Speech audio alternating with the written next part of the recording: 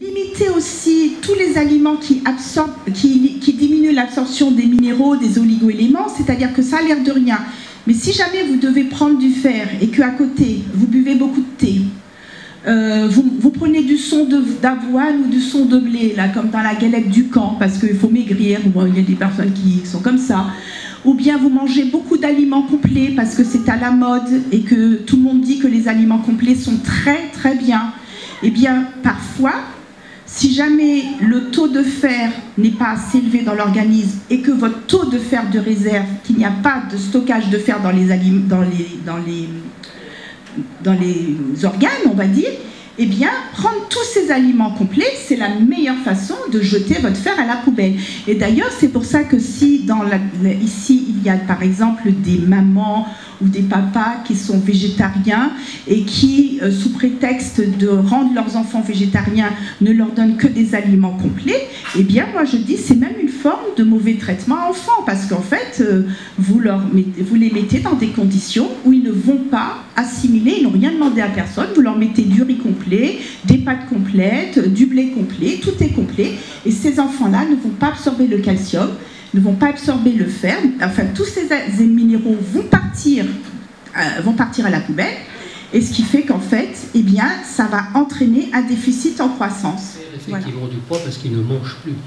Quand on a de la fièvre et qu'on est malade, on ne mange plus. Vous avez chiffré ça à 40%. Moi, ce qui me frappe beaucoup en tant que médecin suivant beaucoup de patients d'APLCR, c'est qu'il y a des amaigrissements après chaque hospitalisation de crise. Et il faut effectivement des semaines, voire des mois pour reprendre le poids qu'on avait avant. Et quand on a plusieurs crises qui succèdent, et bien parfois il y a des pertes de poids impressionnantes et qu'on a du mal à récupérer.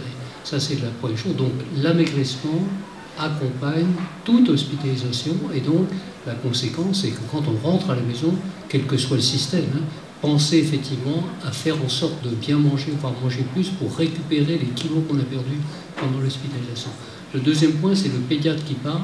Ce qui me frappe beaucoup dans la pédiatrie en général et dans la DREPELSO, c'est que la plupart enfin très souvent, c'est une plainte qui vient de la part des familles, des mères.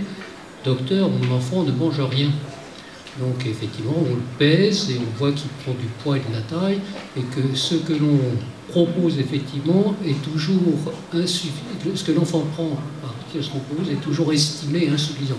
C'est une remarque de pédiatre qui a entendu ça 1000 fois. Docteur, mon enfant ne mange rien, alors que l'enfant pousse comme un autre.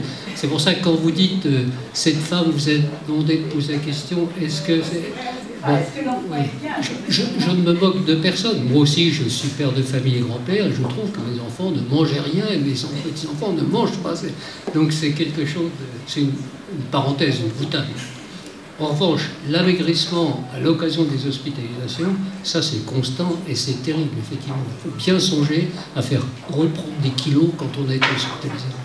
Et professeur, je dirais en plus que la difficulté, c'est qu'à partir d'un certain moment, quand il y a une perte de poids, eh bien on ne sait pas pourquoi, mais même nous les médecins, il y a un moment où on n'arrive plus à faire regrossir. C'est-à-dire que c'est comme si l'organisme avait mis dans sa mémoire qu'il avait déplacé la courbe pondérale et qu'il avait dit ça s'arrête là. Je ne sais pas si ça vous... Mais moi, et on n'arrive plus.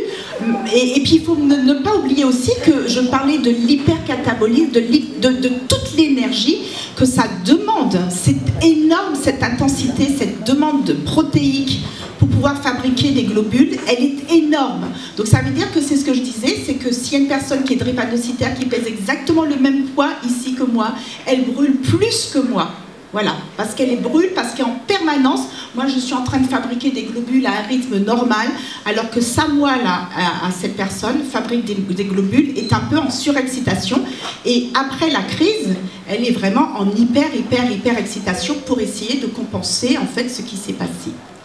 À côté de ton équilibre, tu pratiques aussi une nourriture spirituelle puissante. Voilà. Je vous remercie de m'avoir accueilli. Et mes chers professeurs, j'ai oublié de vous saluer on appelle ça, dans ma précipitation. Et donc je remercie aussi tous ceux qui sont là. Et puis Dottie, je te remercie aussi d'être venu. Voilà, donc tu as raté mon event, mais tu es venu à celui-là et c'est le plus important. Voilà, parce que le mien, on va le recommencer, mais celui-là, il est unique dans l'année, au moins, donc c'était important qu'elle soit là. Voilà, au revoir. Merci beaucoup Marie pour ces belles explications, c'est beaucoup.